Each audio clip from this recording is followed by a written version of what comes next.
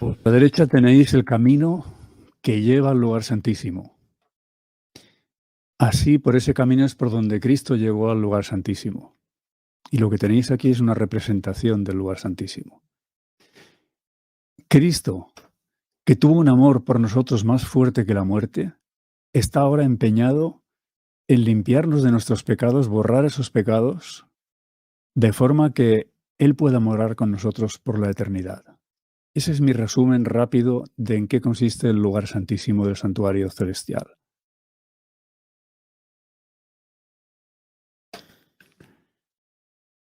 Cuando Pablo estaba ejerciendo su ministerio, Cristo no estaba en el lugar santísimo. Tampoco estaba en el lugar santísimo cuando en la reforma del siglo XVI, la reforma protestante de Lutero, etc. Así es que para encontrar la mejor información relativa a ese mensaje, el mensaje del lugar santísimo, nos hemos de ir al Antiguo Testamento, especialmente a los libros de Levítico, Éxodo, Deuteronomio y también a los libros proféticos, especialmente Daniel y Apocalipsis, pero no exclusivamente. Ahora, fijaos bien, ¿qué posibilidad tienen las iglesias? Que hay muchas, que se centran casi exclusivamente en el Nuevo Testamento y con exclusión del libro de Apocalipsis, de conocer el mensaje del lugar santísimo del santuario, la purificación del pecado, el borramiento del pecado, la hora de su juicio. Gracias a Dios tenemos a vuestra derecha una figura destacada que es de grandísima ayuda para comprender ese tema. Y es así por dos motivos. El primero es que ella fue una testigo presencial del movimiento de Cristo, el cambio de ministerio del lugar santo al lugar santísimo. En segundo lugar, ella tuvo visiones y sueños proféticos. Dios le dio el don profético.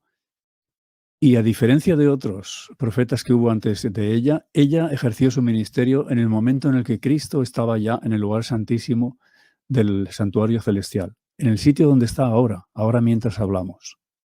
Ahí tenéis el libro El conflicto de los siglos, que es una información valiosísima para comprender el significado de eso. El santuario israelita era una ilustración, el santuario del desierto era una ilustración del santuario, el verdadero santuario celestial. Aquí encima de mi cabeza tenéis el primer versículo, es donde Dios le da la maqueta, el modelo a Moisés en Sinaí para que construya el santuario, el primer santuario, las tiendas del desierto.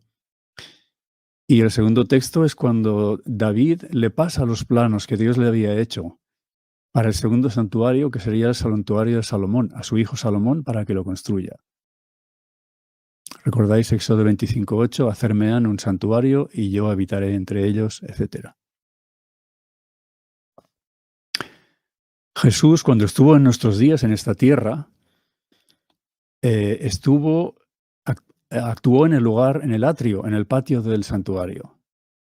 Fue muerto fuera de la puerta. Por cierto, ¿sabéis dónde estamos en la iconografía que aparece en este slide? ¿Sabéis dónde estamos representados nosotros? Ahí lo tenéis. ¿Pensabais que era el sacerdote el que sacrificaba a la víctima? Si es así, tenéis que corregir esa comprensión. El sacerdote le daba el cuchillo al pecador, pero era el pecador el que degollaba al cordero.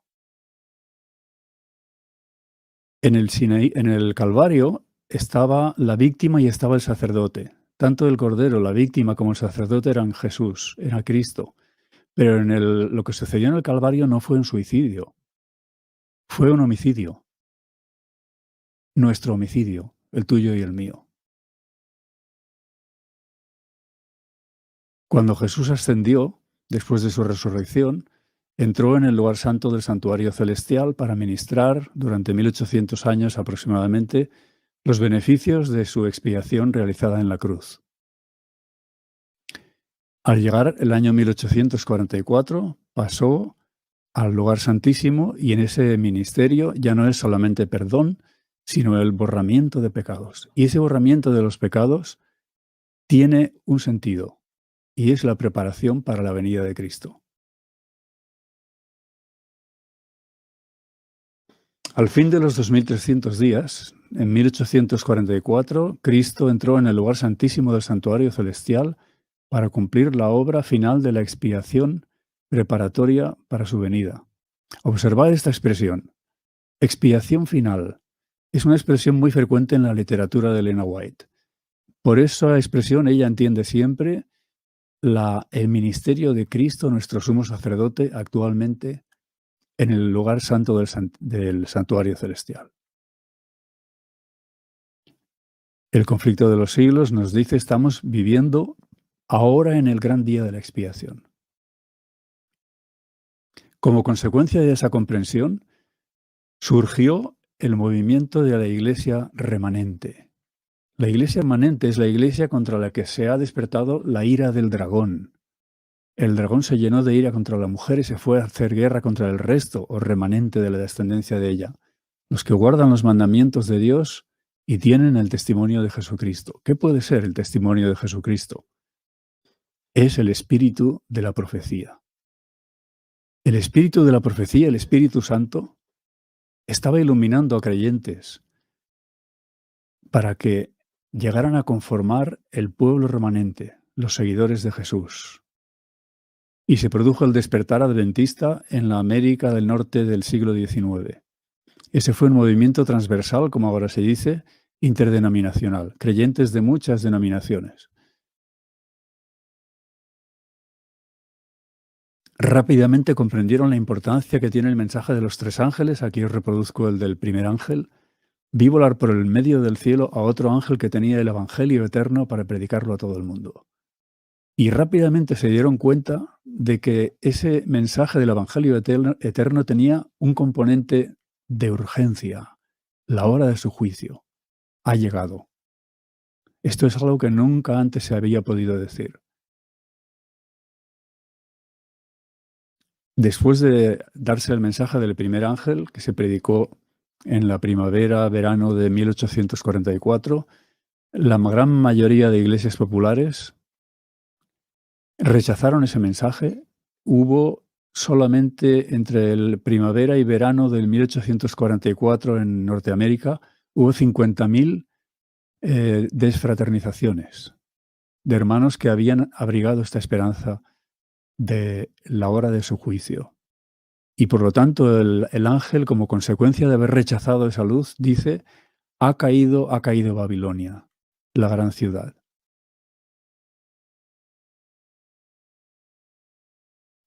Ahora, la ira del dragón no solamente es una ira cruel, es una ira que además es sofisticada, es sutil.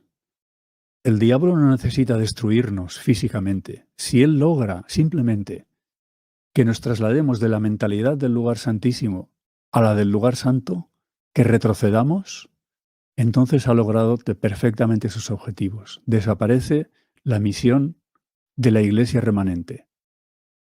Y entonces el santuario pierde su carácter lineal con un principio, un propósito y un final, y ese final es precisamente la purificación del santuario, y adquiere el mismo esquema cíclico que es propio de las iglesias que conforman la Babilonia espiritual. Babilonia la madre, Babilonia las hijas. Hoy peco, pero no hay problema porque la semana que viene me arrepiento, me confieso, luego vuelvo a pecar, me arrepiento, me confieso, y así continuamente para no llegar a ninguna parte. No sé si será un mito, pero alguien me explicó que a veces en los mataderos de gallinas, cuando decapitan, cortan la cabeza a alguna gallina, de vez en cuando alguna sale corriendo y sigue corriendo sin cabeza.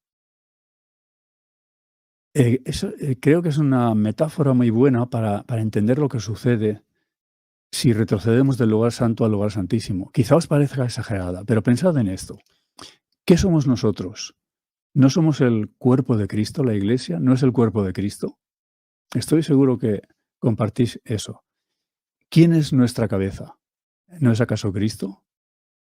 También estoy seguro que eso lo compartís. Pero ¿dónde está Cristo ahora? Está en el lugar santísimo. Si nos desvinculamos de la mentalidad del lugar santísimo, ¿no os parece que estamos decapitados? ¿Que estamos descabezados? ¿Y qué le pasa a una iglesia cuando está descabezada, cuando está decapitada? Si perdemos nuestra misión, lo único que podemos hacer es mirar a nuestro alrededor, a ver qué hacen los demás, qué hacen las iglesias populares, que es la Babilonia, que nos rodea, para hacer cosas parecidas. Por ejemplo, procurar aumentar numéricamente la iglesia, la membresía de la iglesia. Pero mirad, en medicina, cuando se produce un crecimiento celular sin propósito, a eso le llamamos cáncer. ¿Creéis que Dios le encomendó a Noé la misión de hacer crecer mucho la iglesia? Seguramente si hubiera repartido bocadillos en el arca, habría tenido mucha más popularidad que si hubiera predicado el mensaje del diluvio, de la destrucción y de la salvación en el arca. No solo eso, lo que hace una iglesia que ha perdido su cabeza, que está descabezada, es implicarse en el activismo social, en el activismo cultural, incluso en el activismo político. Y cuando pasa eso, hemos perdido nuestra iniciativa en el calendario. Ya no somos nosotros quienes marcamos el calendario. ¿Comprendéis la gravedad del asunto? ¿Dónde queda entonces la esperanza de la segunda venida de Cristo?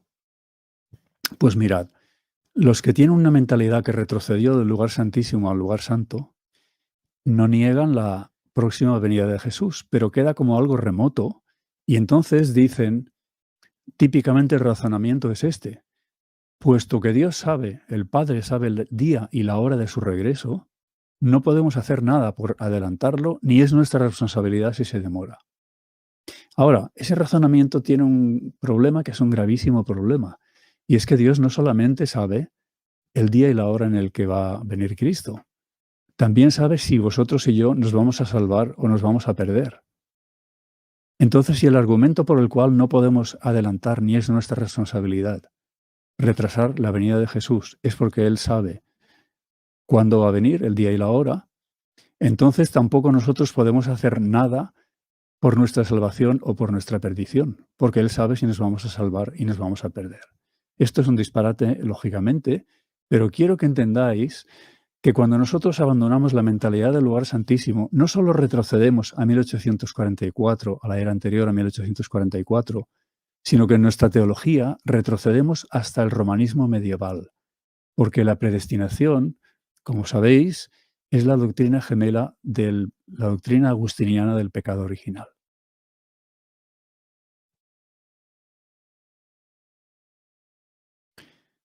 Es curioso, los que rechazaron el primer mensaje no pudieron recibir beneficio del segundo.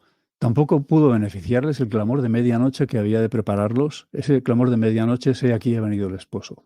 Está cabalgando entre el primero y el segundo ángel, pero forma más bien parte del primer ángel. Entonces dice, no pudieron beneficiarse del segundo ángel ni del clamor de medianoche para entrar con Jesús por la fe en el lugar santísimo. Luego de aquí podemos deducir claramente que tiene una conexión estrecha el primer mensaje angélico y también el segundo con el lugar santísimo del santuario celestial. Pero fijaos cómo sigue. Y por haber rechazado los dos mensajes anteriores, entenebrecieron de tal manera su entendimiento que no pueden ver luz alguna en el mensaje del tercer ángel, que muestra el camino que lleva al Santísimo. ¿Comprendéis? El mensaje de los tres ángeles es el camino que lleva al Santísimo, al lugar santísimo del santuario celestial. Los que rechazaron eso, evidentemente no pueden resultar beneficiados por la intercesión que Jesús realiza allí. Y destaco eso.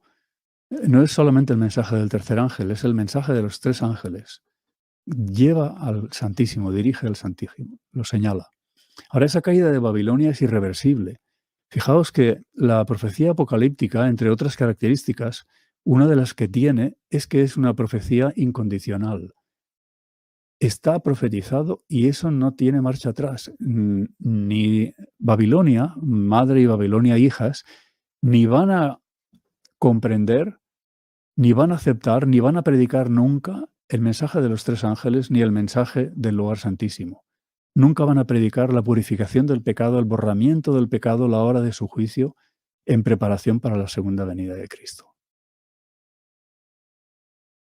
Y por cierto, los que salgan de Babilonia, los hijos de Dios que aún están en la institución de Babilonia, cuando salgan de Babilonia, cuando comprendan ese mensaje del lugar santísimo y salgan de Babilonia, lo que harán es salir de allí, no permanecer allí.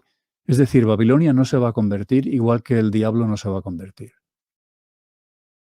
Esta diapositiva que estáis viendo es una visión que Dios le dio a la hermana White. Aquí le está mostrando lo que pasó en 1844. Esa visión primero se la había dado a Hiram Edson, luego iremos a ello, y ahora se la da a ella. Vi al Padre levantarse del trono y en un carro de llamas entró en el lugar santísimo. El Padre va al lugar, se desplaza al lugar santísimo y se sienta. Hubo seguidores, dice, los que se levantaron cuando se levantó Jesús, tenían los ojos fijos en él mientras se alejaba del trono y los conducía. Es decir, Jesús tiene seguidores que cuando él se desplazan siguiéndolo a él. Jesús entró en el carro y fue llevado al lugar santísimo donde el Padre estaba sentado. Ahí tenéis la descripción gráfica de ese traslado de la misión del ministerio de Cristo del lugar santo al lugar santísimo, donde también está el Padre.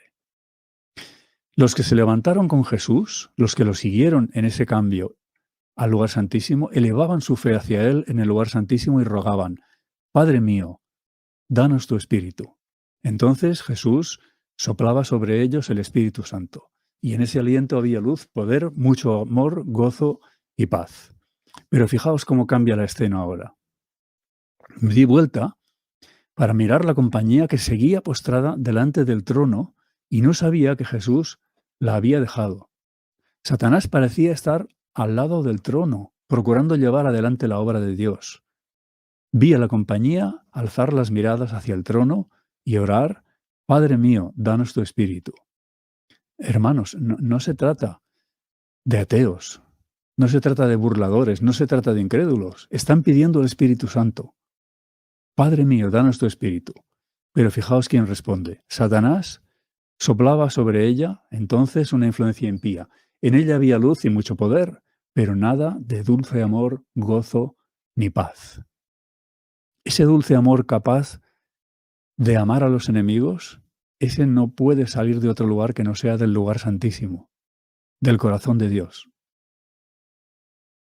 Ahora fijaos, porque hasta ahí, hasta la marca, está reproducido eso en el libro Primeros Escritos, páginas 55 y 56. Pero el artículo del que se ha tomado eso para el libro continúa. Y esta forma en la que continúa es una forma que es realmente preocupante. Porque ahora ya no nos está hablando de personas que no, se habían negado a seguir a Cristo en su cambio de ministerio del lugar santo al santísimo. Ahora está hablando de los que ya habían seguido a Jesús y habían ido al lugar santísimo, pero fijaos bien, vi a uno tras otro a abandonar la compañía que estaba orando a Jesús en el lugar santísimo para sumarse a quienes estaban ante el trono en el lugar santo, recibiendo al punto la influencia impía de Satanás. ¿Comprendéis la trascendencia que tiene? Como los judíos que ofrecieron sus sacrificios inútiles, ofrecen ellos sus oraciones inútiles al departamento que Jesús abandonó. Y Satanás, a quien agrada el engaño, asume un carácter religioso. ¿Qué os parece? ¿Podríamos decir aquí asume un carácter adventista? Y atrae hacia sí la atención de esos cristianos profesos, obrando con su poder sus señales y prodigios mentirosos para sujetarlos a su lado.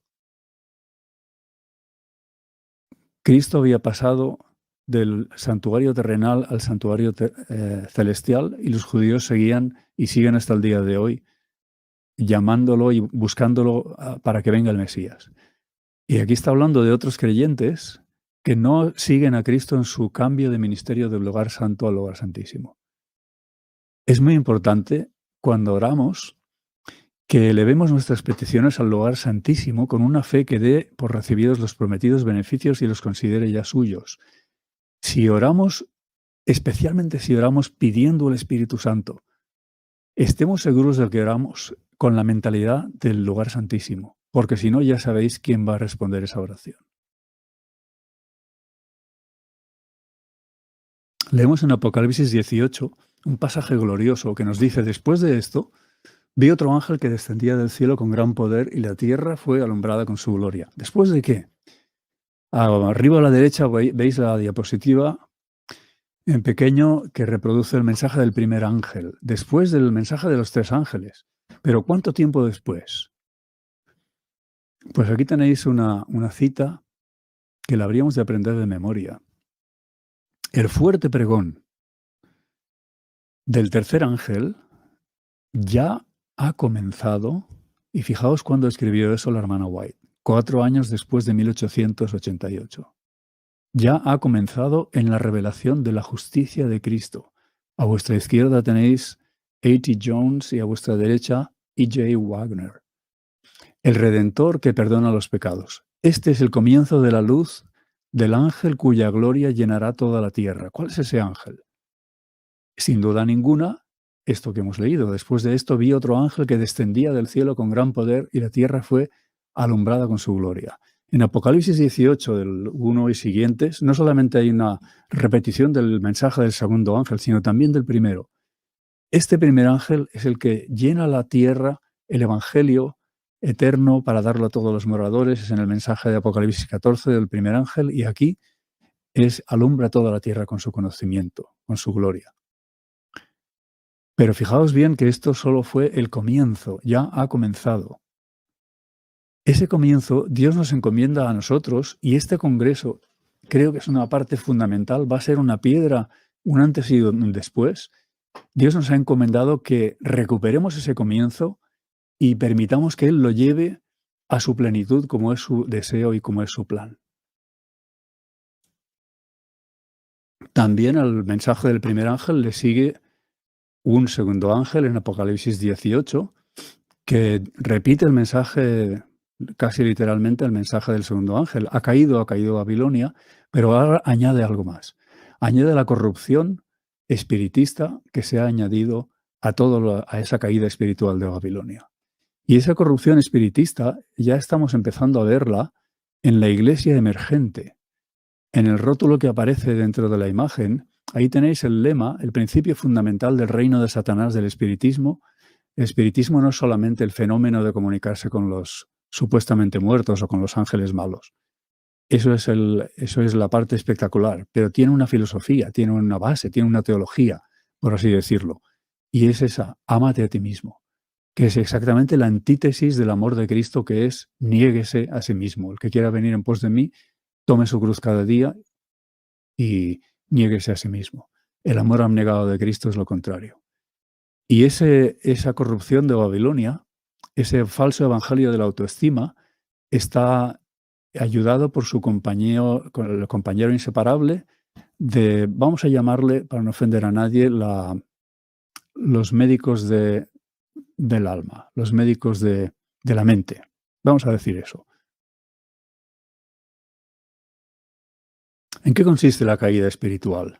Jesús dijo a los fariseos, después de que habían presenciado la curación o habían visto la curación de aquel ciego, si fuerais ciegos no tendríais pecado, pero ahora porque decís vemos, vuestro pecado permanece.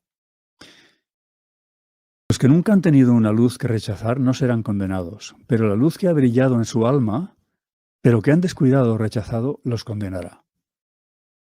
En este caso es la luz del lugar santísimo del santuario, la luz del ministerio de Cristo en el borramiento de pecados, en la purificación de los corazones, en la hora de su juicio. Ahora, ¿qué os parece? Es una pregunta muy sincera y es una pregunta muy dolorosa. Fijaos bien, en 1844 ese mensaje fue predicado con poder y todo el mundo, o gran parte del mundo religioso en Estados Unidos del Norte, que era la mayor parte del mundo, porque entonces eran religiosos, no eran ateos como ahora, especialmente en Europa, oyó ese mensaje y entonces se pudo decir ha caído Babilonia. En la era de 1888, ahora ya hace más de 100 años, también se predicó ese mensaje, al menos el comienzo de ese mensaje.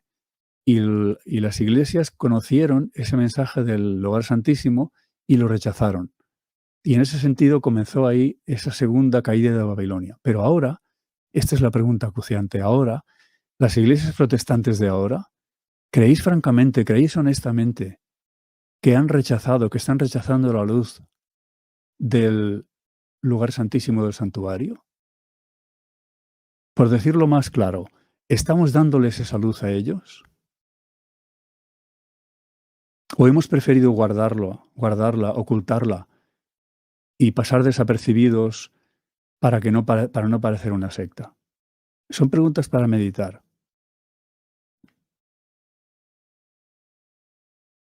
De hecho, la mayor parte de los hijos de Dios están todavía en el seno, en la institución de Babilonia.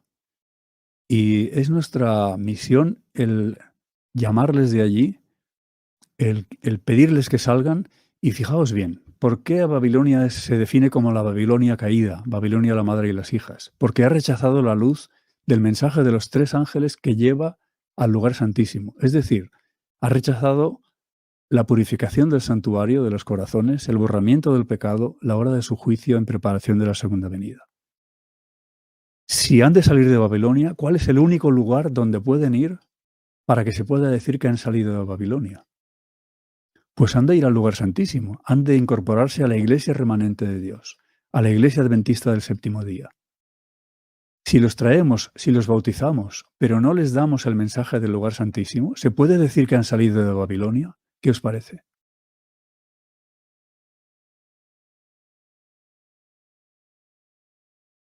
Al pie de la cruz no había ningún miembro de la iglesia adventista del séptimo día. En el aposento alto en Jerusalén, cuando Dios derramó la lluvia temprana, en los primeros, la iglesia primitiva del Nuevo Testamento, tampoco había ningún miembro de la iglesia adventista. Y tampoco lo había cuando Dios suscitó la reforma protestante y dirigió a los líderes a que volvieran a recuperar la palabra de Dios para el pueblo. Aparentemente Dios pudo hacer toda esa obra de redención de la primera lluvia, de la iluminación del siglo XVI, sin nuestra cooperación, sin la necesidad de la iglesia adventista. Pero Él suscitó definidamente suscitó a la iglesia adventista. ¿Cuál es nuestra misión? ¿Por qué lo hizo? Pues yo creo que es bastante obvio. Más o menos el movimiento adventista apareció en esa fecha, 1844, de hecho unos años antes. Nuestra iglesia, 19 años después, si sumo bien, sí creo, 19, se organizó y ese fue el motivo de nuestra iglesia. La comprensión y la predicación del mensaje del lugar santo en preparación para la segunda venida de Cristo. Ahora, el mensaje del tercer ángel tiene algo que ver con el sábado. Como sello de Dios, en contraposición con el domingo, el falso día de reposo, como la marca de la bestia. Pero no somos los únicos que guardamos el sábado en este mundo. De hecho, hace muchísimos siglos que el pueblo judío lo guarda, y entre los protestantes están los bautistas del séptimo día, que también guardan el sábado. Ahora, vamos con los judíos primeramente. ¿Pueden los judíos predicar al Señor del sábado? No pueden. ¿Pueden los bautistas del séptimo día? Fijaos cómo sigue la cita. Esto no es una reprensión a los bautistas. Esto que escribe la hermana White en Testimonios tomo 6, estaba en Australia por entonces, después de Minneapolis, exiliada, y dice: el mensaje del tercer ángel debe darse con poder, pero ese poder ha fallado, ha llegado a ser débil e ineficaz. ¿Y por qué ha sido débil e ineficaz? Dice: se ha incurrido en una equivocación en nuestros congresos campestres, es decir, en nuestra obra evangelística. Se ha presentado el tema del sábado, pero no como la gran prueba para este tiempo. ¿Qué os parece? Cuando ahora presentamos el sábado, ¿estamos presentándolo como la gran prueba para este tiempo? ¿O lo estamos presentando como una cosa muy buena para la familia, una cosa muy buena para la ecología, una cosa muy buena para pasearse por la naturaleza? Fijaos que la iglesia que la Biblia llama Babilonia, la madre, no solo ha cambiado el día del sábado al domingo, sino que ha cambiado el lugar que ocupa en la ley de Dios el mandamiento del sábado. Lo ha trasladado de la parte que respecta a nuestras obligaciones y a nuestra relación con Dios a la parte que tiene que ver con nuestra relación entre nosotros. Eso le interesa mucho, porque así quita la atención de Dios, que es el protagonista del sábado. Está bien pasearse en sábado, está bien apreciar la naturaleza, y también vivir en familia y dedicarla al sábado. Pero el sábado no es el día de la familia, ni es el día de la naturaleza. Es el día del Creador y el Redentor de la familia, es el día del Creador y Redentor de la naturaleza. Eso no lo aceptan los bautistas del séptimo día explícitamente, luego lo vamos a ver, repudian que el sábado sea la señal y el domingo la marca de la bestia de la que habla Apocalipsis 13. Así es que los bautistas del séptimo día tampoco pueden. ¿Recordáis?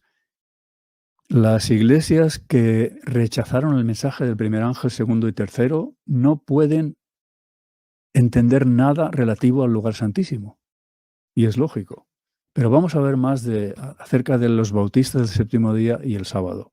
Y no es por censurar a los hermanos bautistas del séptimo día, preciosas almas a las que Dios ama y a las que Dios quiere salvar y a las que nosotros hemos de dar el mensaje. Pero fijaos, yo hace 27 años nos casamos, mi esposa y yo, fuimos de viaje de novios a Andrews, era una ilusión que teníamos, y allí en la iglesia de Andrews, muy cortésmente, los bautistas del séptimo día habían dejado este folleto que yo os reproduzco, en el que ellos señalaban las diferencias para que no hubiera confusión entre ellos y nosotros.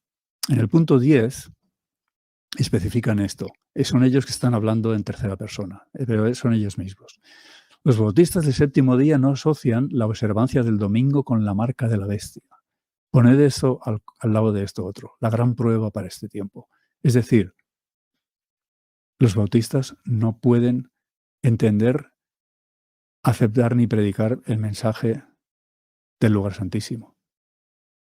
Y respecto al sábado, esta imagen que os he puesto representa el momento en el que el Congreso de Estados Unidos quería implantar la ley dominical en todo Estados Unidos. Ya había leyes dominicales en los diversos estados y había muchos hermanos adventistas multados y muchos encarcelados por haber transgredido aquellas leyes dominicales que había a nivel de estados, pero no a nivel de Estados Unidos. Bien, en aquel momento, esto fue Dios nos dio el mensaje de 1888 a través de John C. Wagoner en el mes de septiembre de 1888.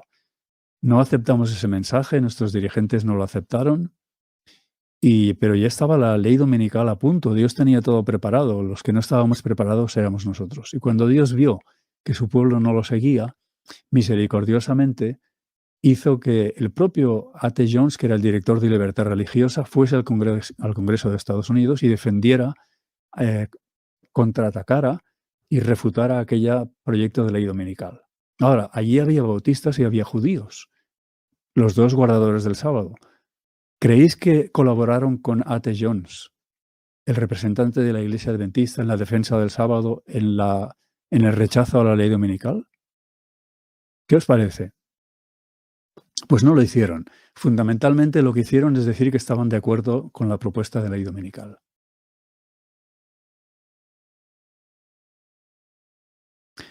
El mensaje de la hora de su juicio, hablando de él, dice la hermana White, semejante mensaje no se predicó en los siglos pasados.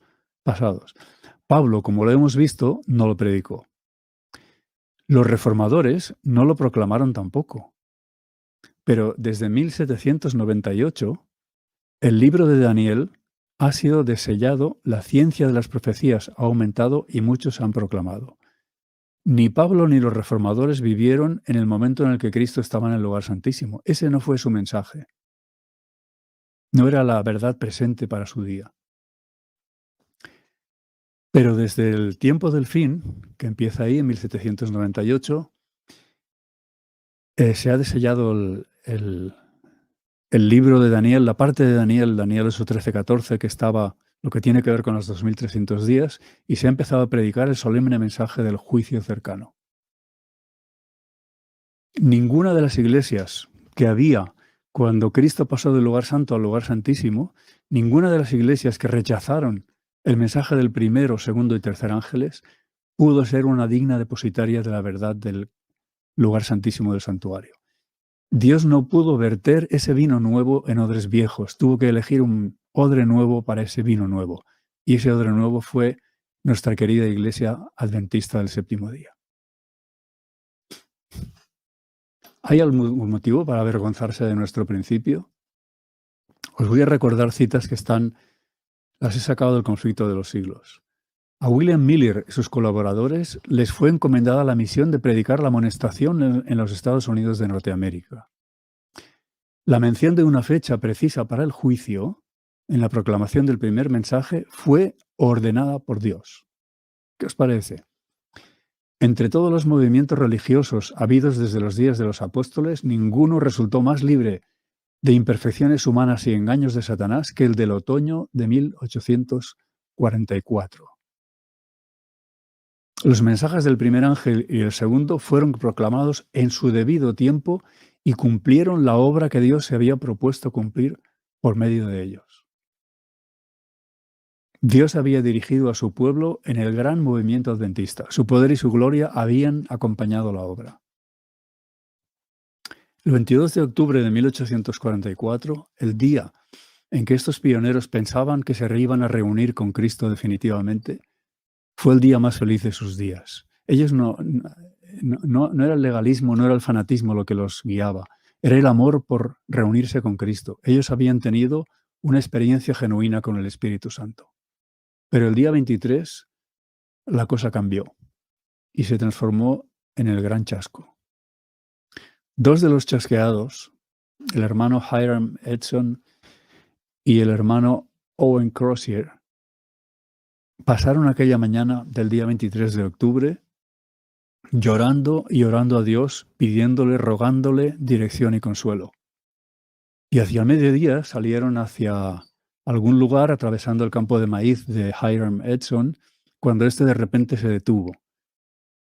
Owen Crozier no se atrevió a preguntarle entonces, pero más tarde le explicó Hiram Edson que cuando estaba caminando se posó en su hombro una mano, le mandó que se detuviera y que mirara hacia arriba, y Dios le mostró en visión que Cristo había pasado del lugar santo al lugar santísimo del santuario en el cielo. Y por primera vez entonces ellos comprendieron que habían aceptado el error común a todo el mundo cristiano de la época de pensar que el santuario era esta tierra. Dios está respondiendo a nuestras oraciones de esta mañana, le dijo Hiram Edson a Owen Crozier. Owen Crozier es el que aparece en la foto en el centro. Pasaron 4 o 5 meses estudiando esa preciosa luz que habían recibido en visión y descubrieron un nuevo sistema de verdad. Aquella dulce esperanza de encontrarse y reunirse con Cristo se había transformado en amargura, pero nuevamente se transformaba en la cosa más dulce. Un sistema de verdad maravilloso. Y de estos dos hermanos, Owen Crozier y Hiram Edson, se juntaron con un tercero chasqueado pero no desanimado como ellos dos, y quedó encargado de redactar el resumen de aquel estudio, Owen Crozier. Es muy poco conocido y es extraño porque tiene una de las recomendaciones más explícitas, otra la tiene el pastor Wagoner, pero el hermano Crozier, ese artículo en concreto, tiene una de las recomendaciones más explícitas del espíritu de la profecía. Fijaos bien, el Señor me mostró en visión hace más de un año que el hermano Crozier tenía la verdadera luz sobre la purificación del santuario y que era su voluntad que escribiese la exposición que nos hizo en el Daystar Extra del 7 de febrero de 1846. Me siento plenamente autorizada por el Señor para recomendar ese extra a todo santo. Mi querido santo que me escuchas, querido amigo, querido hermano, no pierdas el privilegio de leer ese artículo, está asequible. En el código QR lo puedes descargar de la página de Libros 1888. Te lo recomiendo de todo corazón. Cristo viniendo a la tierra se transforma en Cristo pasando del lugar santo al lugar santísimo. ¿Podemos tener confianza de que ese movimiento estuviera dirigido por el Señor? Pues podemos tenerla si conocemos mínimamente el Nuevo Testamento, la Biblia. ¿Recordáis cuando Jesús les ordenó a los discípulos, id a una aldea, encontraréis allí un asna, cogedla, una asna atada que nadie ha montado sobre ella, y si el dueño os pregunta por qué, le decís, el Señor tiene menester de ella. ¿Recordáis? Estaba organizando Jesús su entrada triunfal en Jerusalén, su coronación, supuestamente. No fueron los discípulos, fue Jesús el que organizó aquello. ¿Vosotros creéis que Jesús no sabía que eso terminaría de otra forma muy distinta que con su coronación? ¿Creéis que Jesús no sabía que los discípulos y sus seguidores tenían una idea equivocada sobre la naturaleza de su reino? Jesús lo sabía, y ciertamente no tuvo lugar su coronación. Tuvo lugar otra cosa. Y es muy importante y muy significativo. Lo tenéis en Mateo 21. Inmediatamente de ese episodio de la entrada triunfal, hosana a Dios en las alturas, etcétera, entró Jesús en el templo de Dios y echó fuera a todos los que vendían y compraban en el templo. Y volcó las mesas de los cambistas, etcétera. Purificó el santuario.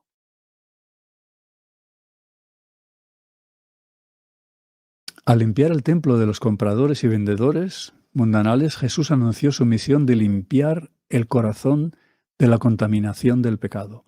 Eso es lo que significa la purificación del santuario. Limpiar el corazón de la contaminación del pecado. Esto lo leyó el hermano Fernando Arenales ayer, y yo lo repito hoy, aunque no nos hemos puesto de acuerdo. Solo cuando su obra mediadora haya terminado, le dará el Señor Dios el trono de David su padre, un reino que no habrá fin. Ahora, cuando nuestros hermanos pioneros estaban predicando la segunda venida de Jesús, la obra mediadora de Cristo en el lugar santísimo estaba lejos de haber terminado, justo acababa de empezar. De forma que Dios les encomendó proféticamente, y ahí estamos nosotros también, en Apocalipsis 10:11, una nueva misión. Es necesario que profetices otra vez sobre muchos pueblos, naciones, lenguas y reyes. Recordad, Jesús iba a entrar triunfalmente a ser coronado en Jerusalén, pero hay un chasco, no es coronado y purifica el santuario. Y ahora a nosotros nos encarga históricamente en el pueblo adventista esa misión. ¿Cuál es el encargo en concreto? ¿Qué es lo que teníamos que predicar? ¿Nos parece que tiene que ver con la misión de nuestro gran sumo sacerdote en el lugar santísimo? En vista de lo que venimos diciendo, ¿qué os parece? Que lo que Dios nos ha encomendado es que hagamos alianzas, que nos asociemos, que hagamos pactos con esas instituciones caídas, que son caídas irreversiblemente y siempre lo serán. Yo sugiero que no es esa la misión que Dios nos ha encomendado. Nuestra misión es ir a los preciosos hijos de Dios, que son muchos y que Dios tiene todavía en las iglesias caídas que constituyen Babilonia, y llamarles a que salgan de esas iglesias, laicos, pastores, sacerdotes.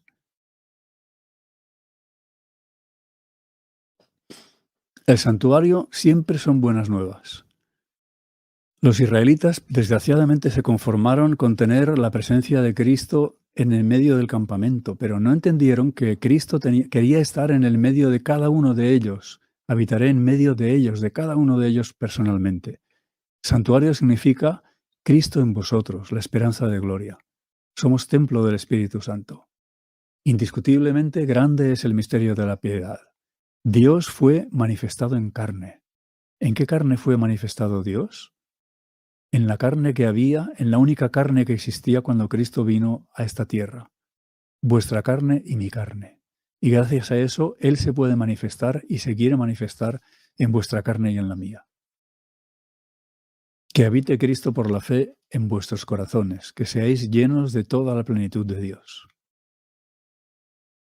Esa es una intimidad, la que Dios nos ofrece, que solo es comparable a la de hecho la compara con eso, el Apocalipsis 19, con la intimidad de la relación matrimonial.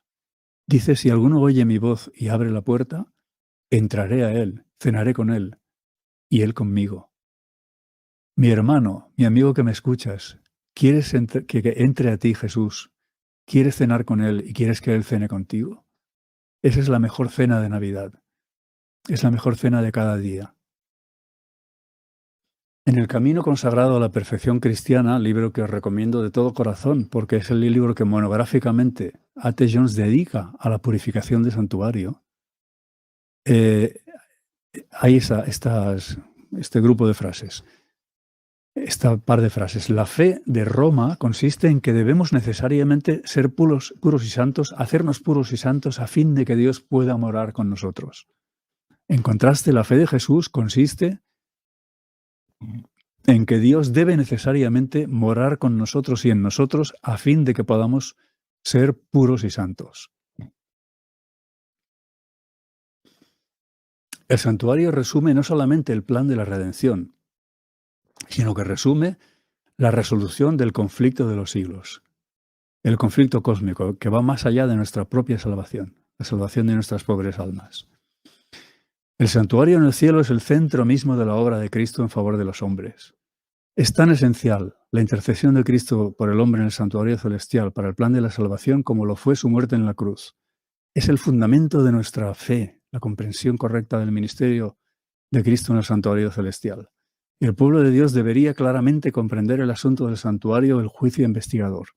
Todos necesitan conocer por sí mismos, no por lo que predique vuestro anciano, vuestro pastor o vuestro hermano, o por lo que leáis en un libro, sino por vosotros mismos, en la Biblia, en el espíritu de profecía, la posición y la obra de su gran sumo sacerdote. De otro modo, si no es así, será imposible ejercitar la fe tan esencial en nuestros tiempos, o desempeñar el puesto al que Dios nos llama. Pongo este gráfico animado para que entendamos la relación que hay entre purificación y juicio. La persona impura que no se purifique, hay dos opciones ante la purificación: aceptarla y ser purificado, o bien ser eliminado. La persona impura que no se purifique será eliminada del medio de la congregación. Y ahí tenéis la purificación y tenéis el juicio. Eso en el contexto del día de la expiación está en Levítico 23:29. Toda persona que no ayune en este día será eliminada de su pueblo. Ahora, ¿qué relación tiene? Estamos hablando de cosas celestiales. Todo el tiempo nos referimos al lugar santísimo del santuario. Pero nosotros vivimos aquí en esta tierra. Fijaos, mientras se prosigue el juicio investigador en el cielo, mientras que los pecados de los creyentes arrepentidos son quitados del santuario, debe llevarse a cabo una obra especial de purificación, de liberación del pecado entre el pueblo de Dios en la tierra. ¿Comprendéis? Estamos conectados por Bluetooth, por Wi-Fi, por cable, por fibra. Es la conexión más directa. De hecho, la obra de borramiento del pecado, del registro de nuestros pecados en el libro del cielo, no puede ir más rápida que la obra de borrar el pecado en nuestros corazones. Ahora imaginad esto, que llegáis consternados a casa y comprobáis que habéis olvidado algún grifo y está inundada. ¿Qué es lo que se impone hacer? Ir a recoger rápidamente el agua con cubos, con la fregona. ¿Nos parece que es absolutamente necesario cortar la fuente de aquella inundación? Si estamos continuamente confesando, arrepintiéndonos, volviendo a pecar, confesando y arrepintiéndonos, ¿cuándo puede cuándo puede terminar nuestro sumo sacerdote el ministerio intercesor en el lugar santísimo? Si él no puede terminar el ministerio en el lugar santísimo, no se puede producir el sellamiento, no puede haber un fin del tiempo de gracia y no puede haber una segunda venida de Cristo. Porque si lo hubiera, la vindicación de Dios depende de su iglesia, de sus hijos, los que lo siguen, y Cristo perdería el conflicto de los siglos. Y eso sabemos que no va a pasar.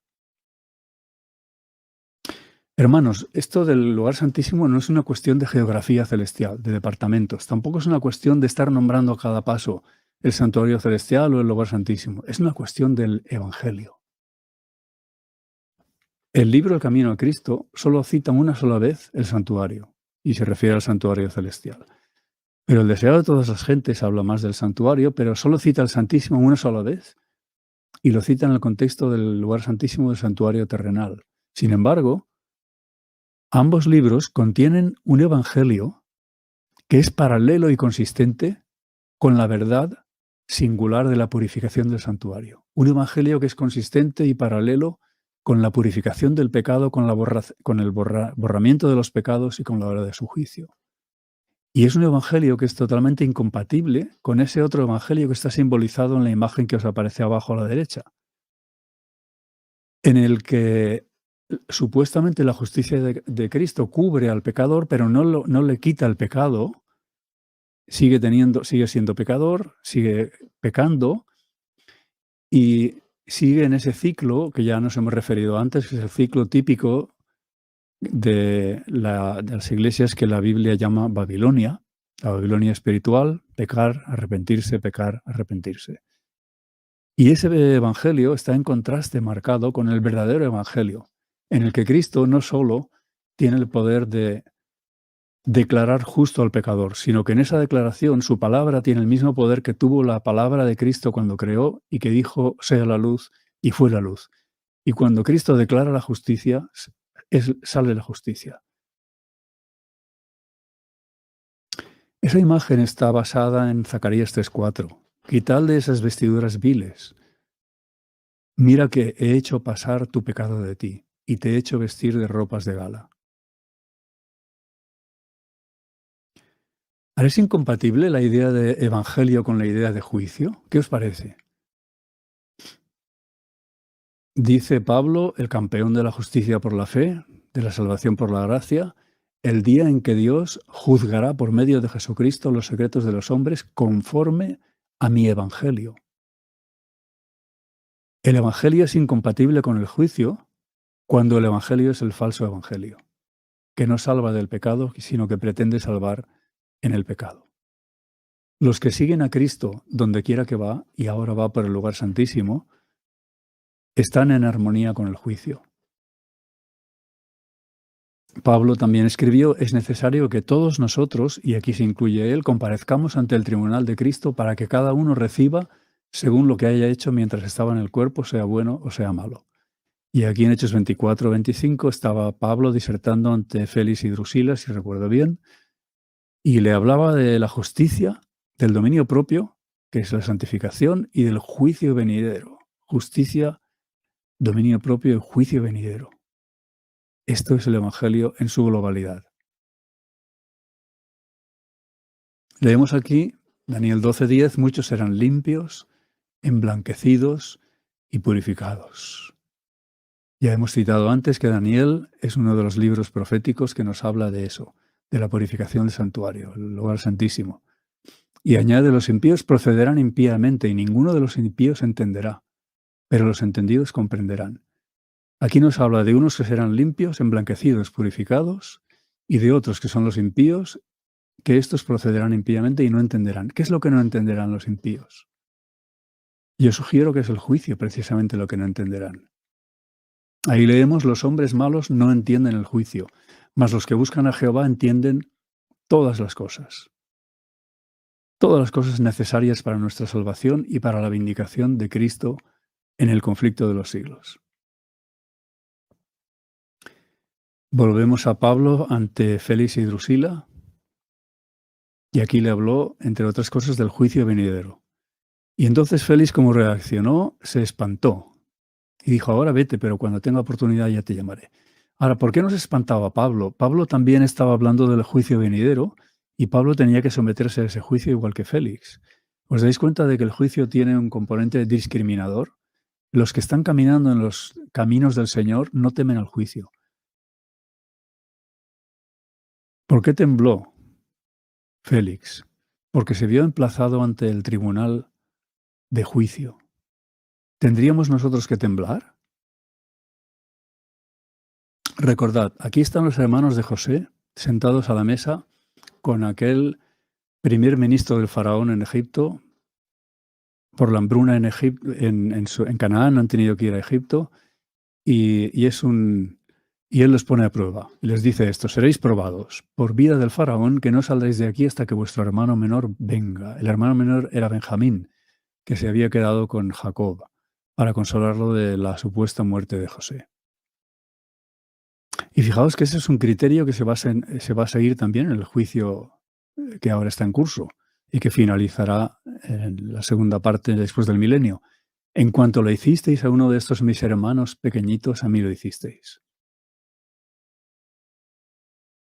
Fijaos, aquí es muy interesante. Se decían el uno a otro de los hermanos de José, verdaderamente hemos pecado contra nuestro hermano, pues vimos la angustia de su alma cuando nos rogaba y no lo escuchamos. Por eso ha venido sobre nosotros esta angustia. Primero echado en una cisterna y luego vendido como un esclavo. Y los hermanos ahora recuerdan qué es lo que están haciendo ahí. Están sometidos a un juicio y están practicando un autoexamen. Están recapacitando, están examinándose a ellos mismos. Están sintiendo esa convicción. El Espíritu Santo los está llevando a aquellos pecados cometidos para que puedan reconocerlos, confesarlos, arrepentirse y quitarlos. Ahora, ¿cuál es la reacción humana típica cuando somos probados? ¿Por qué escondes tu rostro y me tienes por enemigo?, clamaba Job en su aflicción. El propio Jacob, cuando le llevaron el manto de su supuesto asesinado hijo José, su favorito, clamó en incredulidad: contra mí son todas estas cosas. ¿Eran contra él? ¿Qué os parece? Dentro de poco iba a estar abrazando a su querido hijo José. Entonces aquellos hombres, los hermanos, tuvieron temor cuando fueron llevados a casa de José y decían: por el dinero que fue devuelto en nuestros costales la primera vez, nos han traído aquí para tendernos lazo y atacarnos, para tomarnos por siervos, etc. ¿José estaba haciendo eso para tenderles lazo y para atacarles? ¿Era eso? Dentro de poco estaría abrazándose con ellos. Él los había perdonado la ofensa, la había olvidado, y la prueba está en los nombres que dio a sus hijos, uno de los cuales significa olvido. Fijaos que los hermanos de José virtualmente lo habían asesinado y ahora José los tenía que juzgar. Observad cuál es nuestra situación. Los que le traspasaron. Creo que es Apocalipsis 1:10. Estas palabras no se aplican solamente a quienes atravesaron a Cristo cuando colgaba de la cruz en el Calvario, sino a todos los que mediante su maledicencia o malas prácticas están atravesándolo hoy. Sufre diariamente las agonías de la crucifixión. Los hombres y mujeres están atravesándolo diariamente al deshonrarlo y al rehusar hacer su voluntad. Pocos piensan en el sufrimiento que el pecado causó a nuestro Creador. Todo el cielo sufrió con la agonía de Cristo, pero ese sufrimiento no empezó ni terminó cuando se manifestó en el seno de la humanidad. La cruz es para nuestros sentidos entorpecidos una revelación del dolor que desde su comienzo produjo el pecado en el corazón de Dios. Y leed esto con atención. Sobre todos recae la culpabilidad de la crucifixión del Hijo de Dios. Nosotros, tus pecados, mis pecados, los pecados de todos nosotros han crucificado a Cristo. Y ahora Cristo nos tiene que juzgar en el santuario celestial, en el lugar santísimo. ¿Cómo va a tratarnos? ¿Creéis que el amor de Cristo, que la misericordia de Cristo, Cristo quien dio su vida, que tuvo un amor por nosotros más fuerte que la muerte, no va a tener un amor, no va a seguir teniendo un amor hacia nosotros infinitamente más grande que el amor que tenía José hacia sus hermanos? El propio Job es un ejemplo de eso. Aunque tenía momentos de desaliento, él dijo: aunque me matare, en él esperaré. Fijaos que Job no conocía el desafío que Dios tenía con Satanás. De hecho, él pensaba que la aflicción le venía por parte de Dios, y aún así conocía de tal forma a Dios, el carácter misericordioso y amante de Dios, que dijo: aunque me matare, esperaré en él. Y no solo eso, sino que Job comprendía el propósito que tenía el juicio. Me probará y saldré como oro. Él sabía qué utilidad tenía la prueba. De hecho, los creyentes, los que siguen a Cristo, no solamente no temen al juicio, sino que están deseándolo. Este es un clamor en toda la historia sagrada. ¿Hasta cuándo, Señor santo y verdadero, vas a tardar en juzgar y vengar nuestra sangre de los que habitan sobre la tierra? Está pidiendo juicio. Estas son las almas bajo el 5.º sello, creo que es, que claman a Dios como clama la sangre de Abel derramada en la tierra. Y la respuesta a ese clamor, ¿hasta cuándo?, es esta: hasta 2300 tardes y mañanas, y entonces o luego el santuario será purificado. Entonces vino el anciano y emitió juicio en favor de los santos del Altísimo. El juicio no es en contra de los altos del Altísimo, no es en contra nuestra, es en nuestro favor. El juicio vindica al que se somete, al que se entrega a Cristo en esa obra de purificación. Jehová es nuestro juez, Jehová es nuestro legislador, Jehová es nuestro rey. Él mismo nos salvará. El juicio significa salvación y significa vindicación para el que sigue a Cristo en su obra en el lugar santísimo.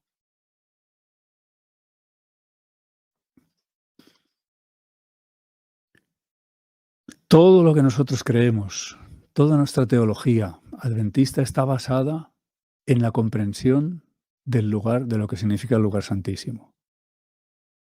La comprensión de ese estado de aflicción, de recapacitar, de examen de conciencia, nos libra de vivir en un ambiente de desenfreno y de fiesta irresponsable. Ahí tenemos el texto de Isaías que dice: el Señor Jehová de los ejércitos llamó en este día a llanto y a lamentación, a raparse el cabello, a vestir ropas ásperas.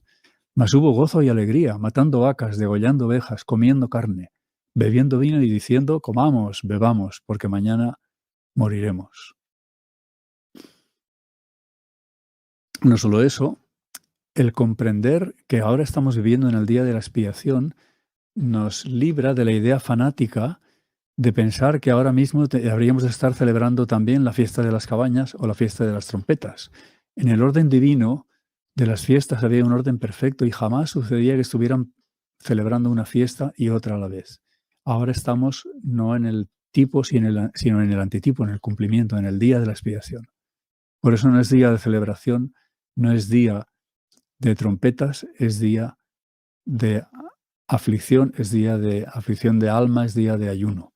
Luego hablaremos más sobre esto. Fijaos que en el día de la expiación, Levítico 16, se vestirá con la túnica santa de lino.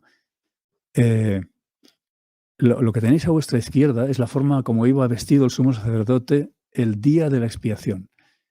Fijaos el contraste. Más abajo tenéis la indumentaria del sumo sacerdote durante todo el año.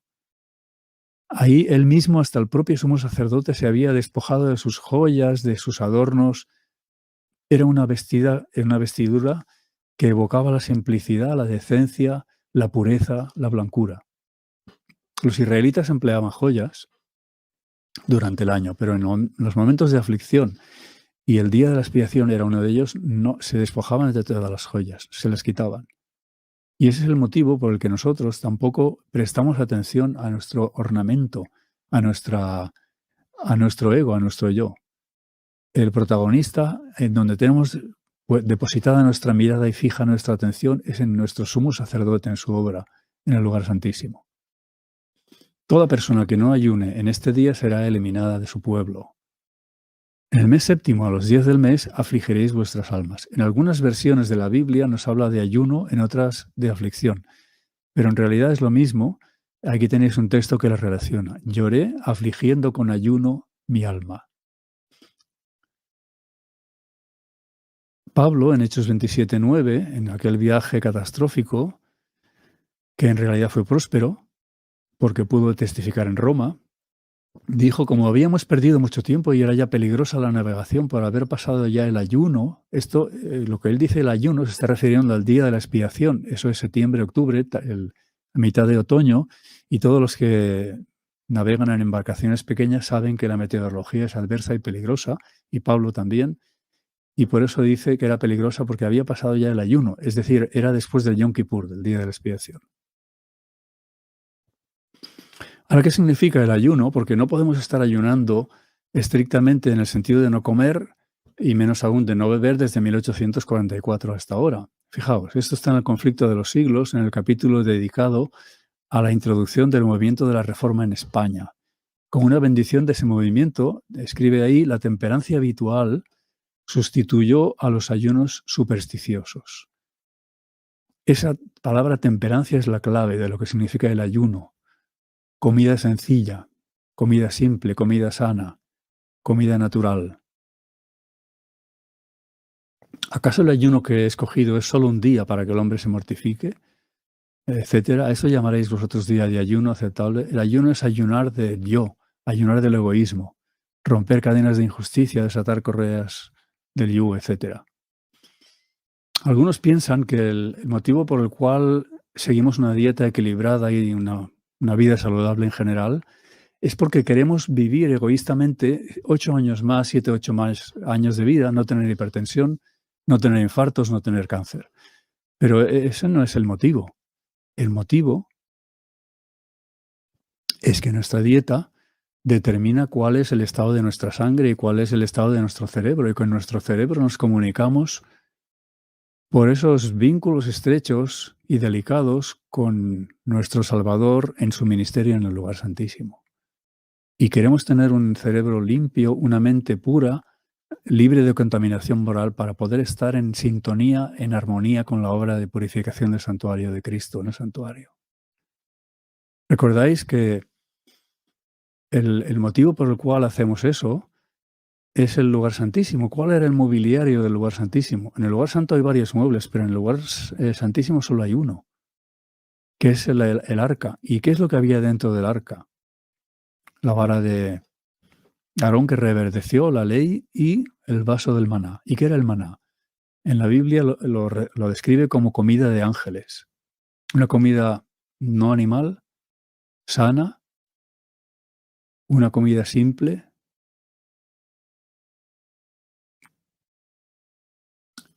Por desgracia, el pueblo de Israel durante el año, en contra de los consejos de Dios, consumía bebidas alcohólicas, habitualmente no en exceso, pero nada ni una gota en el día de la expiación. Imaginaos que tenéis que tomar un vuelo, os habéis de embarcar en un avión, y que sabéis que el piloto ha estado toda la noche de comilona, bebiendo, consumiendo drogas y sin dormir. ¿Estaríais tranquilos al día siguiente, aun incluso aunque la alcoholemia fuera cero?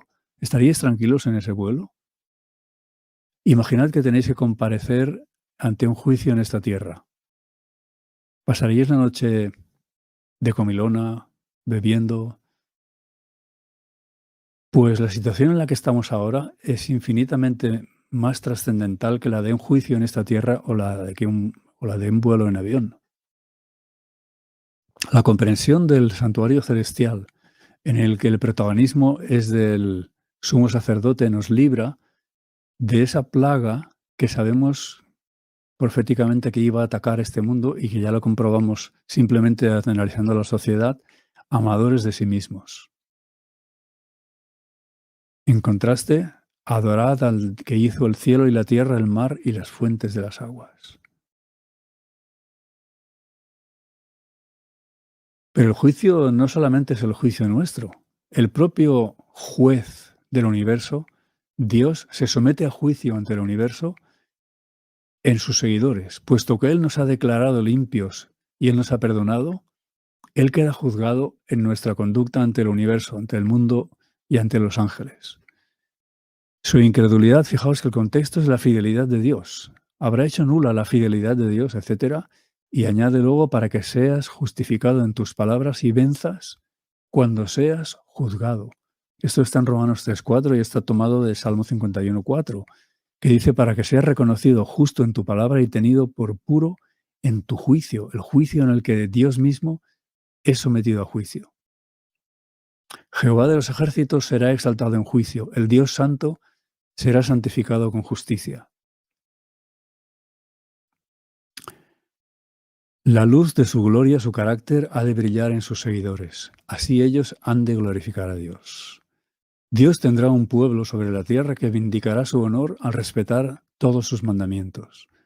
Hemos de hacer manifiestos los principios de su reino, no solamente a este mundo, sino al universo. Recordad Efesios 3:10.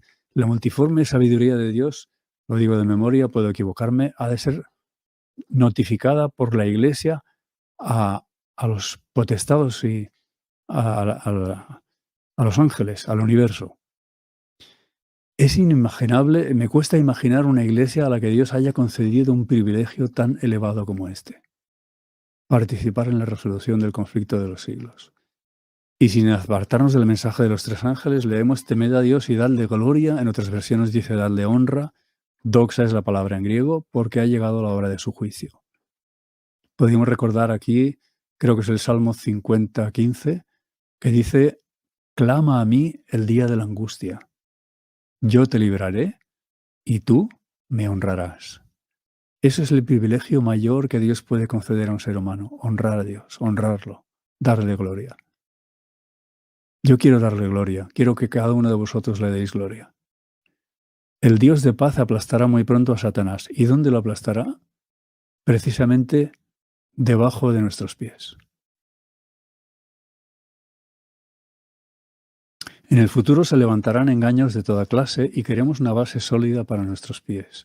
Queremos pilares sólidos para la construcción, ni una clavija de quitarse de todo de lo que el Señor ha establecido. El enemigo introducirá falsas teorías tales como la doctrina de que no hay santuario. Hasta aquí y estamos terminando, no queda ya mucho. Lo que he expuesto es adventismo absolutamente básico. Si esto sonara nuevo a alguien, es porque no hemos sido diligentes, sino negligentes en fomentar ese conocimiento y ese capital que Dios ha puesto en esa bendición inmensa que Dios nos ha encomendado, que es nuestra misión. Pero el pueblo de Dios no siempre ha estado en su mejor momento. Ha tenido desviaciones y ahí tenéis, en el año 1876, Jaime White encomendó un cuadro. Ese cuadro lo veis en blanco y negro porque no es una pintura, es una placa de metal. Y fijaos bien en la prominencia que tiene la ley ahí. Las 4 ramas a la izquierda, los 4 mandamientos que tienen relación con Dios, las 6 ramas a la derecha. Como pueblo hemos predicado la ley hasta acabar en la sequía de los montes de Gilboa, donde no hay rocío ni lluvia. Observad, en este momento, y es una década y media, quizá 2 décadas después de la constitución de nuestra Iglesia como organización, habíamos caído primeramente en el ceremonialismo y después en el legalismo. Pero el problema no estaba en la concepción del santuario. Dios no nos envió ningún mensaje para corregir una supuesta comprensión equivocada del santuario. No era ese el problema. El problema estaba en otro punto. El propio hermano Jaime White comprendió, tuvo una evolución maravillosa, un progreso hacia una comprensión más profunda del Evangelio. Y le supo mal y encargó un nuevo cuadro en el que él quería que la preeminencia la tuviera Cristo en la cruz. Ahí no está ausente la ley. Ahí la ley está, pero está donde está en el nuevo pacto. No está escrita en tablas de piedra, sino que está escrita en nuestros corazones, en nuestras mentes. Cristo dijo, hacer tu voluntad, Dios mío, me ha agradado y en tu corazón está, y tu ley está en mi corazón. Hablad de Jesús, perdeos a vosotros mismos en Jesús. Hay demasiado bullicio y conmoción en vuestra religión, mientras que se olvidan el Calvario y la cruz. Este cuadro que aparece abajo no lo pudo ver Jaime White porque murió 2 años antes de 1883, pero lo llevó a cabo según los designios de Jaime White. También la hermana White lo seguía en eso, lógicamente, y se pudo hacer ese cuadro. El Calvario y la cruz. Dios tenía un remedio. En el propio lecho de muerte de Jaime White, Dios le dio a la hermana White una visión en la que le dijo, no te preocupes, yo tengo hombres que van a desarrollar y van a corregir ese rumbo y van a reconducir la Iglesia hacia la predicación de Cristo, hacia la exaltación de Cristo, el Evangelio de la Gracia. Y efectivamente, aquí leemos que en su misericordia el Señor envió un preciosísimo mensaje a su pueblo por medio de los pastores Waggoner y Jones. Este mensaje tenía que presentar en forma más destacada ante el mundo al sublime Salvador, el sacrificio por los pecados del mundo entero. Presentaba la justificación por la fe en el garante. Invitaba a la gente a recibir la justicia de Cristo que se manifiesta en la obediencia a todos los mandamientos de Dios. Muchos habían perdido de vista a Jesús. Fijaos bien, si el santuario es el qué, la purificación del santuario, el mensaje que Dios nos dio de justificación por la fe mediante los pastores Jones y Waggoner es el cómo. Cristo en la cruz, Cristo en su encarnación, en carne de pecado, en vuestra carne, en la mía, Cristo ascendiendo al santuario y mediando por nosotros. Y eso se manifiesta en la obediencia a todos los mandamientos de Dios. Muchos habían perdido de vista a Jesús. Necesitaban dirigir sus ojos a su divina persona, a sus méritos, a su amor inalterable por la familia humana. Fijaos que el amor de Dios es inalterable no solamente para nosotros, para los creyentes, es inalterable por la familia humana. Dios ama no porque haya valor en el objeto amado, sino porque Dios es amor. Todo el poder es colocado en sus manos y Él puede dispensar, ricos dones a los hombres, impartiendo el inapreciable don de su propia justicia al desvalido agente humano. Fijaos que el camino no es esforzándose en obedecer, el camino es recibir la justicia de Cristo. Este es el mensaje que Dios ordenó que fuera dado al mundo. Por esto la alegría que yo tengo es inmensa al ver que por primera vez hay un congreso hispano en el que se está predicando este mensaje que Dios ordenó que fuera dado al mundo. No estamos haciendo otra cosa más que seguir eso que Dios dispuso, eso que Dios ordenó. Ese es el mensaje del tercer ángel que ha de ser proclamado en alta voz y acompañado por el abundante derramamiento de su espíritu. Fijaos eso en qué consiste. Eso lleva en sí el derramamiento del Espíritu Santo. ¿Cuál es el camino? Por el camino nuevo y vivo, ahí camino habría de estar escrito con mayúsculas. Por el camino nuevo y vivo que Él nos abrió a través del velo, esto es, de su carne. Tenemos un gran sacerdote sobre la casa de Dios. Acerquémonos, pues, confiadamente, con corazón sincero, purificados los corazones de mala conciencia y lavados los cuerpos con agua pura.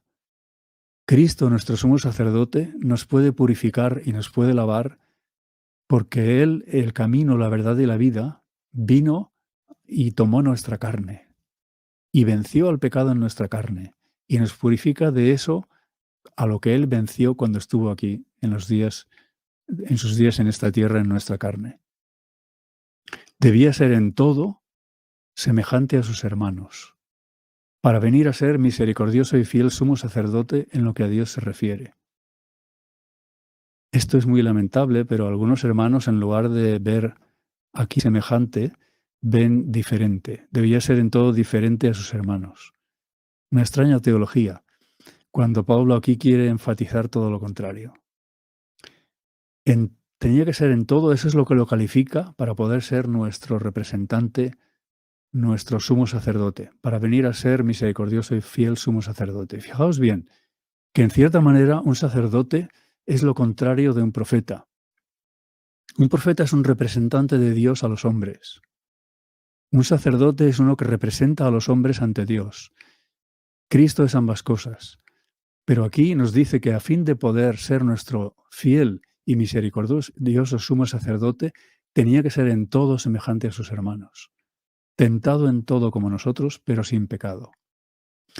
Dice, para expiar los pecados del pueblo, pues en cuanto él mismo padeció siendo tentado, es poderoso para socorrer a los que son tentados. Y esto quiere decir, entre otras cosas, que si vosotros y yo pensamos que en algún punto en el que nosotros podemos ser tentados, o de alguna forma en la que podemos ser tentados, Él no pudo ser tentado, amigos, en eso no tenemos Salvador, no tenemos socorro. Gracias a Dios no es así. Fijaos en esto. Esto es como una especie de álgebra espiritual. Varios me han escrito preguntándome si el mensaje de la justificación por la fe es el mensaje del tercer ángel. Y he contestado, fijaos que el mensaje del tercer ángel señala, hemos visto antes, al lugar santísimo. Ahora dice, me han preguntado si la justificación por la fe es el mensaje del tercer ángel. Y he respondido, categóricamente sí, es el mensaje del tercer ángel, en verdad. Por otro lado, tenemos que el mensaje del tercer ángel muestra el camino que lleva al Santísimo. Luego, deduciéndolo, es muy sencillo. Si la justificación por la fe es el mensaje del tercer ángel y el tercer ángel lleva al lugar santísimo, ¿qué es lo que nos lleva al lugar santísimo? Es la justificación por la fe. El santuario es el qué, el mensaje de la justificación por la fe, Cristo nuestra justicia, es el cómo. Ese camino es el que siguió Jesús para llegar al lugar santísimo. Y ese es el camino que nosotros hemos de seguir también, para llegar al lugar santísimo. Mediante la sangre de Jesús tenemos plena libertad para entrar en el santuario. En algunas versiones dice lugar santísimo. El original, la verdad es que es Hagia, no es Hagia Hagion, o sea que es santuario, pero por una vez en la vida, esa equivocación en la traducción, han acertado teológicamente, porque ahora, cuando lo escribió Pablo, era el santuario, ahora es el lugar santísimo. ¿Es un viaje de obras, el viaje del lugar santísimo? En este día se os reconciliará para limpiaros. Seréis limpios de todos vuestros pecados delante de Jehová. Sábado de reposo es para vosotros, y afligiréis vuestras almas por estatuto perpetuo. Fijaos que el sábado no es una obra, el sábado es un reposo. En el sábado lo que hacemos es reposar en la perfecta obra de Cristo, en la creación y en la redención. Y el día de la expiación, también es un sábado de reposo, porque en ese día se nos reconcilia, somos limpios. No es nuestra obra, es la obra del sumo sacerdote. Ninguna obra haréis en este mismo día. Nuestras obras son pecado. Porque es día de expiaciones para reconciliaros delante de Jehová vuestro Dios. Es Dios obrando en nosotros. Sábado de reposo será a vosotros, insiste más. Así es que no es una cuestión de obras, es una cuestión de fe.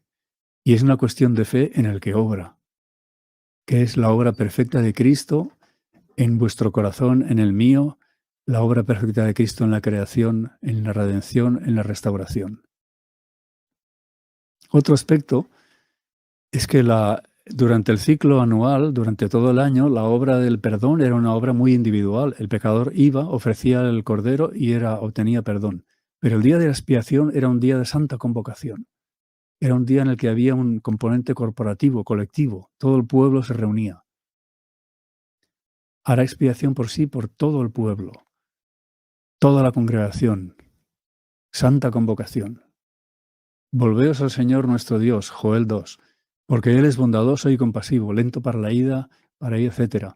Tocad trompeta en Sión, proclamad el ayuno, convocad una asamblea solemne, congregad al pueblo, asamblea, juntad, reunid, pueblo. Y dice, entre la entrada y el altar, o entre el pórtico y el altar, lloren los sacerdotes, ministros del Señor, y digan, compadécete, Señor, de tu pueblo. Algunos piensan que cuanto más nos acerquemos al tiempo del fin y al final del final, más individualmente habremos de actuar, pero fijaos bien, no dejando de congregarnos como algunos tienen por costumbre, sino exhortándonos, y tanto más cuanto veis que aquel día se acerca, aunque nos tengamos que congregar por Zoom, pero nos hemos de congregar tanto más cuanto veis que aquel día se acerca. De hecho, el mensaje de 1888 es un mensaje que Dios nos dio para curar a la Iglesia, para unirla, para elevarla. El espíritu y la esposa dicen, ven, y el que oye diga, ven, y el que tiene sed, venga, el que quiera, tome gratuitamente del agua de vida. Eso es gracia ilimitada, son buenas nuevas. Pero si no estamos incorporados en la esposa, no podemos decir ven con la esposa. Si no estamos incorporados en la esposa, no podemos tener a Cristo como cabeza. Si bien es cierto y es glorioso que las sinceras oraciones de los fieles penetran hasta el velo, a través del velo, y esa clase de personas puede poseer una confianza santificada, si bien es cierto que es nuestro privilegio ir a Jesús para que nos limpie y subsistir delante de la ley sin confusión ni remordimiento, ¿quiere eso decir que podemos pretender estar sin pecado? Sea Dios quien lo diga. Si es así, sea Dios quien lo diga. No conocemos nuestro corazón. Fijaos de Job, en el capítulo 1 y 2, Dios, no cualquiera, sino Dios, dice que era un varón justo y recto que no pecó en todo lo que dijo. Y sin embargo, ¿qué es lo que decía Job de sí mismo? Si yo me justificare, me condenará mi boca. Si me dijere perfecto, esto me hará inicuo. Bien que yo fuese íntegro, no conozco mi alma. Reprocharé mi vida. ¿Qué dijo Jeremías? Engañoso es el corazón más que todas las cosas y perverso. ¿Quién lo conocerá? El corazón del ser humano, vuestro corazón y el mío, no es una fuente fiable. Hermanos, es engañoso. No conocemos nuestro corazón, Dios lo conoce, pero vosotros y yo no lo conocemos. ¿Quién puede discernir sus propios errores?, dijo el salmista. Líbrame de los que me son ocultos. Y aquí prestad mucha atención, porque no vamos a hablar de los pecados que nosotros ocultamos o podemos ocultar a la vista de otros. No, es más grave la situación, son los pecados que están ocultos a nuestra propia vista, de los que no somos conscientes. Un ejemplo lo tenemos en Ezequías. Por ejemplo, Ezequías en cierto momento Dios le dijo a través de Isaías que se preparara porque iba a morir. Prepara tu casa porque vas a morir. Y él oró así. Te ruego, Jehová, te ruego que hagas memoria de que he andado fielmente delante de ti con corazón íntegro. He hecho todas las cosas que te agradan. Y Ezequías lloró amargamente. Y hermanos, no tenemos ningún derecho a pensar que esa oración no era totalmente sincera. Entre otras cosas, porque Dios respondió aquella oración. El profeta Isaías todavía no había salido del palacio cuando Dios le dio otro mensaje, volvió y de parte de Dios le dijo, está bien, Dios te da 15 años más de vida. Si Ezequías hubiera muerto en aquel momento él mismo y todos los demás y nosotros, probablemente habríamos pensado que el corazón de Ezequías era realmente íntegro. Pero tuvo un episodio después insignificativo. Llegaron unos príncipes de Babilonia y él, en lugar de hablarles de Dios, les habló de todas las riquezas que él tenía, de la gran pompa de su palacio. No dejó de enseñarles nada, dice literalmente el relato. Y retrospectivamente se dice de Ezequías, en Segunda de Crónicas, Dios lo dejó para probarle y conocer todo lo que estaba en su corazón. Creemos que Ezequías se arrepintió. Dios es misericordioso. Otro ejemplo de pecado no conocido, inconsciente para la mente del pecador, es el pecado de los pecados. Recordad como oró Cristo en el Calvario, Padre, perdónalos porque no saben lo que hacen. Y el tercer gran ejemplo de pecado no conocido es el pecado que nos afecta a nosotros directamente. Sabéis que la Odisea significa el pueblo del juicio o bien el juicio del pueblo. Yo soy rico y estoy enriquecido, no tengo necesidad de ninguna cosa, pero no conoces.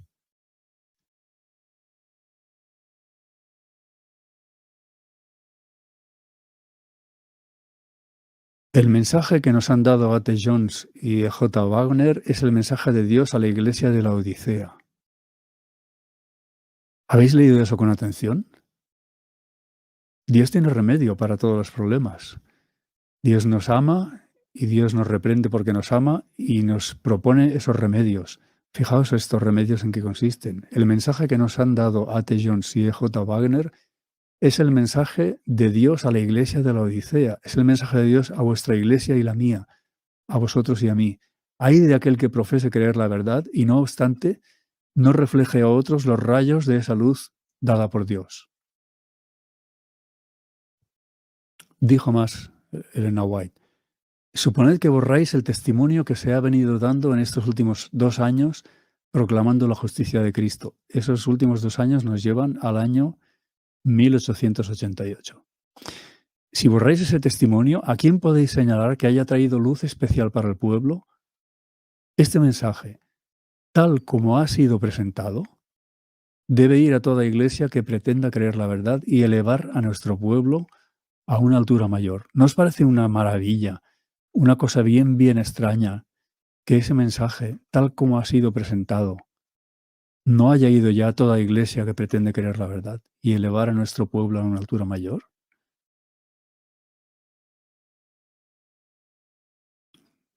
Os voy a leer unos párrafos. Aquí tenéis una recomendación genérica, tal como ha sido presentado, de la hermana White, el mensaje de 1888. Pero ahora os voy a poner primeramente, antes de leer, algo que tiene que decir A.T. Jones, que es una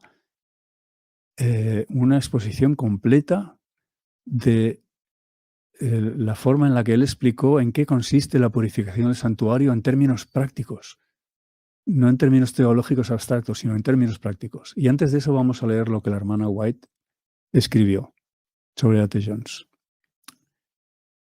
Se me ha dado instrucción, esto no es una opinión de la hermana White, Se me ha dado instrucción para que emplee esos discursos suyos impresos en los boletines de la Asociación General de 1893 y 1897 que contienen poderosos argumentos en relación con la validez de los testimonios y que sustentan el don de la profecía entre nosotros.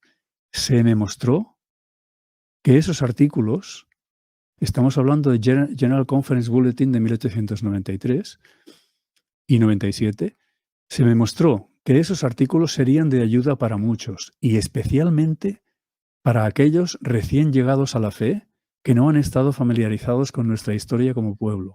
¿Qué os parece? Es sensato pensar, no, primero les vamos a hablar de cosas más suavecitas, pero no les hablemos de la purificación del santuario.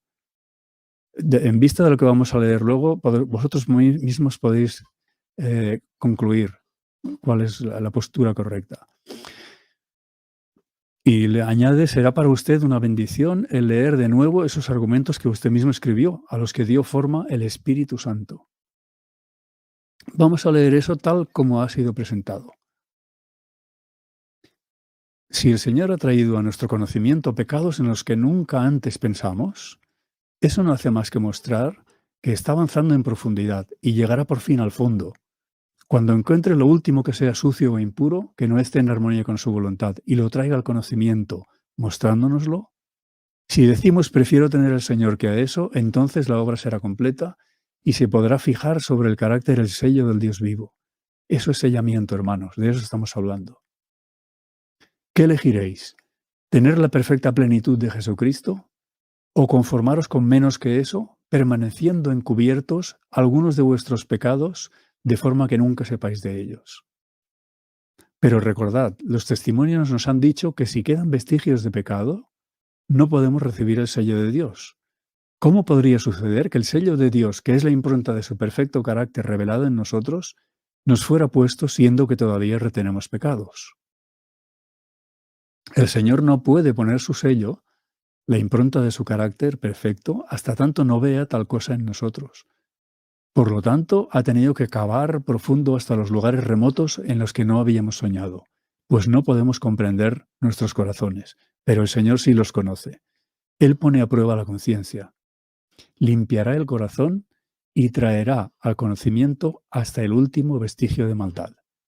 Fijaos que en Levítico 16, en el día de Yom Kippur, nos dice, purificará el santuario a causa de las impurezas de los hijos de Israel, de sus rebeliones y de todos sus pecados. También abajo habla de limpieza de los pecados. Esa palabra en las dos ocasiones es shtak, como se lea en hebreo. Algunos creen que se trata del pecado del que uno es inconsciente y que Dios ese pecado, bueno, hace la vista gorda, lo permite, pero fijaos que de ninguna manera. En el día de la expiación nos purificará de esos pecados, seremos limpios de esos pecados. ¿Cómo? Dios limpiará el corazón, traerá al conocimiento hasta el último vestigio de maldad. Permitidle que lo lleve a cabo, hermanos. Permitidle que avance en su obra de escrutinio. Y cuando el Señor ponga en nuestro conocimiento nuestros pecados, que el corazón diga, Señor, tú te diste por mis pecados, te tomo a ti en lugar de mis pecados. Los pecados son quitados y me gozo en el Señor. Podemos saber que esa obra está avanzando en nosotros. Si el Señor nos quitara los pecados sin nuestro conocimiento, ¿qué bien nos haría? Eso sería convertirnos en autómatas. No es ese su propósito. Por lo tanto, quiere que vosotros y yo sepamos cuándo son expulsados nuestros pecados, a fin de que sepamos cuándo viene su justicia. Tenemos al Señor en el momento en que nos entregamos a Él. Hoy, ahora, tienes al Señor si te entregas a Él. Mi hermano, mi amigo que me escuchas. Cuando la persona alcanza ese punto, Dios puede poner su sello sobre ella. Pero si el Señor dice, tus pecados te son perdonados, si dice que los ha echado tras tus espaldas y la persona no lo cree, ¿podrá Dios poner su sello sobre ella? No podrá. Alguien entonces en la sala pidió que se leyera Isaías 43, 25 y el pastor Jones accedió. Yo soy quien borro tus rebeliones por amor de mí mismo y no me acordaré de tus pecados. Y entonces él dijo, hay más textos, muchos más en la Biblia, por ejemplo, no se le recordará ninguno de los pecados que había cometido. Nunca más me acordaré de tus pecados. ¿Os interesa ese intercambio? Tener la justicia de Cristo, la perfecta justicia de Cristo, la perfecta vida de Cristo, a cambio de vuestros pecados. Dice el Señor que no va a recordar nuestros pecados, nunca los mencionará. Mencionarlos es la obra de Satanás. Hermanos, creamos al Señor. Creyendo así, el Señor os otorgará a vosotros y a mí la circuncisión del corazón, el sello de la justicia por la fe. Cuando la persona llega a este punto, recibe el sello de la justicia. Y cuando nosotros, como un cuerpo, como una iglesia, creemos eso, podemos pedir con perfecta confianza el derramamiento de su Espíritu Santo, porque estamos orando al lugar santísimo, ¿comprendéis? Podemos pedir con perfecta confianza el derramamiento de su Espíritu Santo y esperar paciente y confiadamente sabiendo que llegará en el momento en el que el Señor juzgue oportuno. Leemos en Palabras de Vida del Gran Maestro: cuando el fruto fuere producido, luego o entonces se mete la hoz porque la siega es llegada. Cristo espera con un deseo anhelante la manifestación de sí mismo en ti y en mí, en su iglesia. Cuando el carácter de Cristo sea perfectamente reproducido en su pueblo, entonces vendrá Él para reclamarlos como suyos. No es cuestión de que Él esté esperando a que haya más leyes dominicales, a que haya más terremotos, más epidemias o más guerras. Él está esperando eso, que el carácter de Cristo sea perfectamente reproducido en nosotros, en su pueblo. Y Él tiene todos los remedios para que eso suceda. Todo cristiano tiene la oportunidad no solo de esperar, sino de apresurar la venida de nuestro Señor Jesucristo. No es una cuestión de calvinismo o de predeterminismo. Si queréis saber dónde estamos exactamente ahora en la profecía, cuál es nuestro momento en la profecía, estamos aquí, en Apocalipsis 7. Vi 4 ángeles que habían de hacer una labor en la tierra y andaban en vías de realizarla. Jesús vestía ropas sacerdotales. Miró compasivamente al pueblo remanente y, alzando las manos, exclamó con voz de profunda compasión: «Mi sangre, Padre, mi sangre, mi sangre, mi sangre». Después vi un ángel comisionado por Jesús para ir rápidamente a los 4 ángeles que tenían determinada labor que cumplir en la tierra, y clamó en alta voz: «Retened, retened, retened, retened, hasta que los siervos de Dios estén sellados en la frente». El mundo está lo suficientemente corrompido, todo está lo suficientemente mal, pero el pueblo de Dios todavía no está como debe de estar. Y Cristo en su misericordia lo sabe y dice: «Todavía no. Retened, esperad, hasta que puedan ser sellados en la frente». Ese es el punto en el que estamos ahora.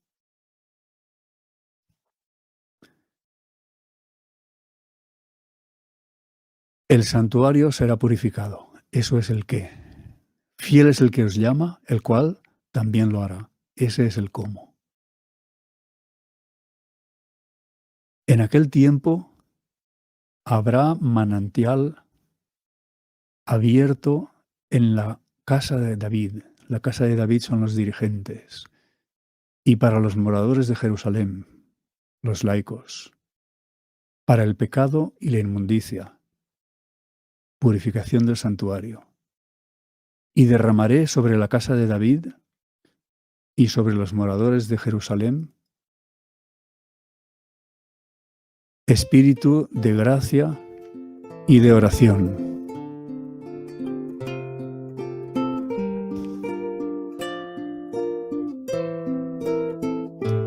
Y será predicado el Evangelio eterno con un fuerte pregón. Y vendrá el fin.